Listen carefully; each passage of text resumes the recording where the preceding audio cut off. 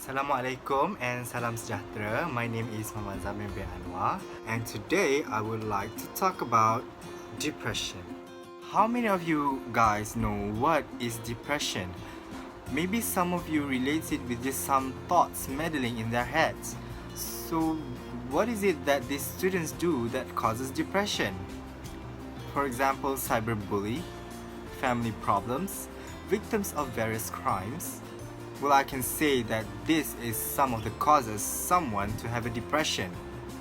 Their mental state is unstable, which then leads to various types of self-harm, including cuts, scratch marks, and even suicide. You could help these people so that we can prevent them from harming themselves and to lead them to a better life or a normal life just like us. A few years back, I had a close friend named Rose. It's been days since she last came to school. I was kind of worried about her. The last time we met, she had bruises on her arms and legs. I thought that she had been abused, but my assumption was wrong. She was abusing herself just because she does not want to hear voices in her head. She was scared and had no one to talk to. I offered myself to listen and just to stay by her side, accompanying her with her parents nearby. So each day I would come and have a chat with her so that she's not lonely. After a few days, she came to school. Yay! She said that she was happy that I'd come, and if I hadn't, she would have not been in this world anymore.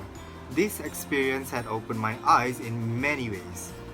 I have a great sense that I should tell the world about this. These things seems like a small effort but could lead to a bigger result. Today, I'd like to talk with you about the need to support depressed people, about how depression can affect someone and what benefits can we gain from helping them. I'll begin by telling you about the need to support depressed people. You can see that most of the people who are diagnosed with depression are young doctors and nurses, for example. These people help us a lot by hearing to others complain, but none would hear theirs. Imagine a world without them. Can we even survive? Can we tend our own wounds without their specialties? This is for you to decide. This type of people works more than average people do. I can say that most of the time they work overnight, might even be shifts, but there's a lot more than what's meet the eye. According to Ryan Park, American residents who would spend around 80 hours a week in the hospital, excluding the shift that apparently lasts up to 28 hours. This is due to them wanting to achieve their best grade for their training. The vast majority of veterans doctors usually works under 60 hours per week.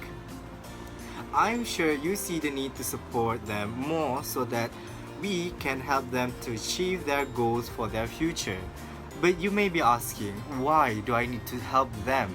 Is it important? Well, let me tell you. Depression can affect someone's growth. They can affect the whole body due to blood retention. When blood can't reach a specific organ, it can't function well, thus leading to ischemia and finally death. Let's take the brain for an example. The main nervous system in our body. Without them, we're basically dumb. So if blood can't reach the brain is out of air, it will suffocate. It will cause our body to stop functioning, thus death. Depression too can lead to self-harm and even worse, suicide.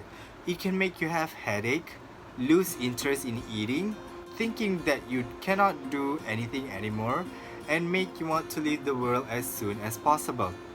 Depression does not care what gender you are, what is your status, your ethnic, your age, or even where do you live. Based on the article made by the American Journal of Psychiatry, it is stated that among males in America, i.e. white people, black people, and even Cuban Americans, has the highest suicide rate relative to the major depression disorder. Meanwhile, among females, white people have the highest rate of depression. You see, it is not that bad having them in the world. All you really have to do is to persuade them to see the better picture in life. Now let's look at what may happen if we can change a person into a better one. Helping depressed people have helped me to improve myself better to understand them more. So I feel like I'm doing something that benefits me and the other persona. I too feel like they help me in some way in life. I mean, I can understand life. So I've learned to accept them and slowly heal them. I've also learned that even the simplest thing can make them sad, so be careful. I've learned also to be more sensitive to others and not to prejudge them. I learned to appreciate the good things that I have. So that is for me. But what about for the community? So the benefits to the community are also important. Without your help, the rate of suicide might increase. Without the help of others, a family can lose someone very special to them. Without my presence, Rose might not have a birthday party this year. So as you can see, depression is a very dangerous threat to all of us, and if we don't make a change right now, the future of the youth will shatter into pieces. Help them bit by bit and they can change into a better person. We care for those who need it. It's easy. Just lend your hand and I'm positive they want and will take it. For starters, do it to your friends and family. Then make it to the society.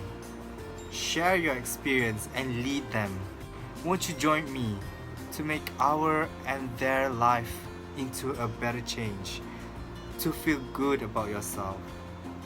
Act today. That's it from me. Thank you.